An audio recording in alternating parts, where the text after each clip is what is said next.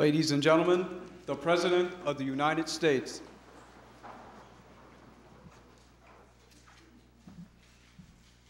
Welcome to the East Room.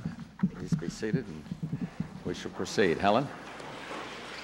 Cutting off military sales to China does not seem to have made an impression on the rulers there, and they've become more repressive. What else are you going to do to express this nation's outrage? And do you have any other plans?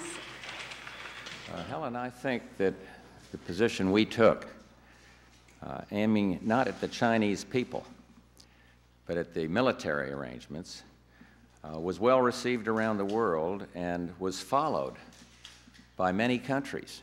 Right after we did that, many of the European countries followed suit.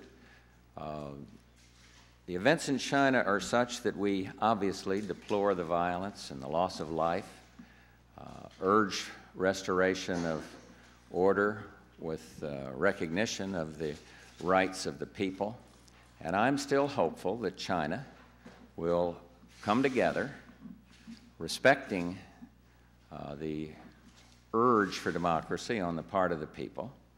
And what we will do in the future, I will announce at appropriate times. But right now, we are engaged in diplomatic efforts, and other countries are doing the same thing. And let's hope that it does have a ameliorating effect on this situation. And, does your support of human rights and democracy extend to other places in the world, like South Africa, the West Bank, where they've been fighting a lot longer than in China? Yes, it does. Repression? It certainly does.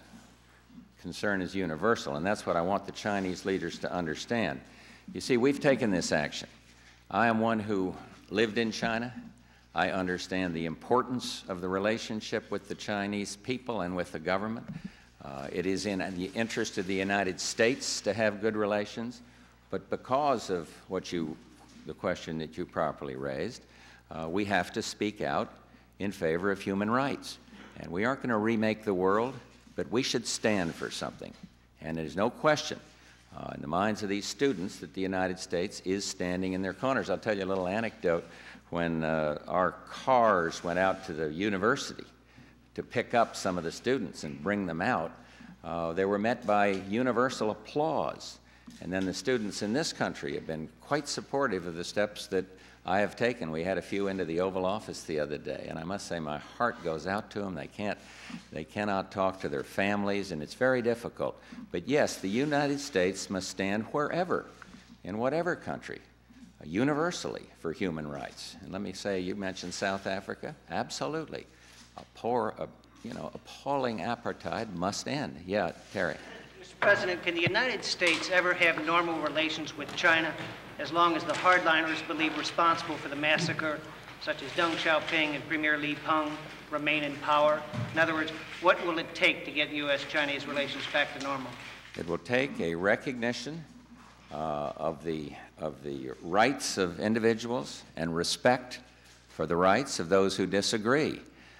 And you have cited two leaders, one of whom I might tell you was that you mentioned Deng Xiaoping. I'm not sure the American people know this.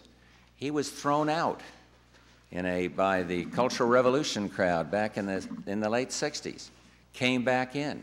1976 was put out again because he was seen as too forward-looking. And all I'm saying from that experience is let's not jump at conclusions as to how individual leaders in China feel when we aren't sure of that. But the broad question that you ask, we can't have totally normal relations unless there's a recognition of the validity of the students' aspirations. And I think that will happen. We had a visit right here upstairs in the White House with Mr. Wan Li. And I don't know whether he's in or out, but he said something to me that I think the American people would be interested in. He said, the Army loves the people. And then you've seen soldiers from the 27th Army coming in from outside of Beijing and clearly shooting people. But I don't think, having said that, I don't think we ought to judge the whole People's Liberation Army of China by that terrible incident. And so what I want to do is preserve this relationship as best I can. And I hope the conditions that lie ahead will permit me to preserve this relationship. I don't want to pass judgment on individual leaders, but I want to make very clear to those leaders and to the rest of the world that the United States denounces the kind of brutality that all of us have seen on our television.